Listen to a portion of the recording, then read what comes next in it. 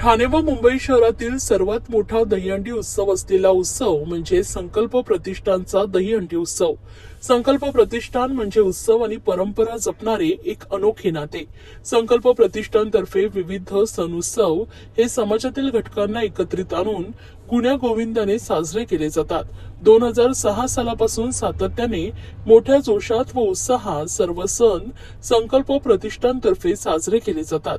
त्यातीलच एक उत्सव म्हणजे दहीहंडी उत्सव.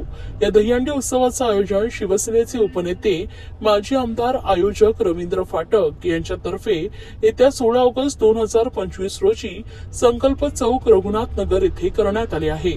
संकल्प प्रतिष्ठान आयोजित संकल्प दहीहंडी उत्सव 2025 यांचे यंदा 20वे वर्ष असून जागतिक विश्वविक्रम मोडणाऱ्या गोविंदा पथकास रोख 21 लाखांचं पारितोषिक या उत्सवात दिलं जाणार असून ठाणे व मुंबई उपनगरात सर्वप्रथम जे गोविंदा पथक संकल्प प्रतिष्ठान ठाणेतर्फे आयोजित दहीहंडी उत्सवाच्या ठिकाणी येऊन 9 थर लावून सलामी देत त्या पथकाला 11 लाख रुपयांचे पारितोषिक देऊन गौरवण्यात येईल आणि त्यानंतर 9 थर लावणाऱ्या पथकासही लाखोंची बक्षिसं देण्यात येतील.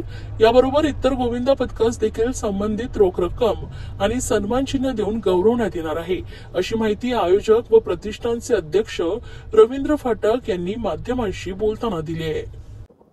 दरवर्षी आम्ही गोविंदा पथक आणि गोविंदाचे मंडळ या दिवसाची वाट बघत असतात आणि संकल्प प्रतिष्ठान हे 20 वर्ष साजरा करत आहे आणि आम्ही प्रत्येक गोविंदाला मान सन्मान देण्यासाठी आम्ही आमचं मंडळ प्रयत्न करत असतो आणि त्यांना चांगला सुविधा ते वर्षभर 6 महिने 8 महिने मेहनत करत होतो. आम्ही मेहनत करत असतात. ते गोविंदा छोटे गोविंदा असतील मोठे गोविंदा असतील आणि त्याच्या पाठी ते मेहनत करत असतात. त्यांचा काहीतरी उद्या 16 तारीखला त्याचा परफॉर्मन्स म्हणजे त्यांचा आता समजा त्यांनी 2 महिने 3 महिने ती मेहनत केली आहे. त्या मेहनत आम्ही संकल्प प्रतिष्ठानच्या माध्यमातून कार्यक्रम आयोजित केला जातो दहीहंडी उत्सव. त्याच्यामध्ये त्यांचा मान सन्मान झाला पाहिजे. ते प्रत्येक जण आपलं दरवर्षीप्रमाणे घेऊन आपला जेवढे थर 7 थर असतील 8 थर असतील 9 थर असतील लावायचा प्रयत्न. सर, यंदा बक्षिसाचं स्वरूप काय असणार आहे? म्हणजे कलाकार जे आहेत त्या दहीहंडी उत्सवाला बघा, विश्वविक्रम करणाऱ्याला आम्ही 21 लाखाचं प्राईज देणार आणि ठाण्यामध्ये सर्वप्रथम जो 9 थर लावेल त्याला 11 लाखाचं प्राईज आहे आणि बाकी 8 थर असतील 7 थर असतील 7. त्याचबरोबर खास महिलांसाठी पण बक्षिसं ठेवली.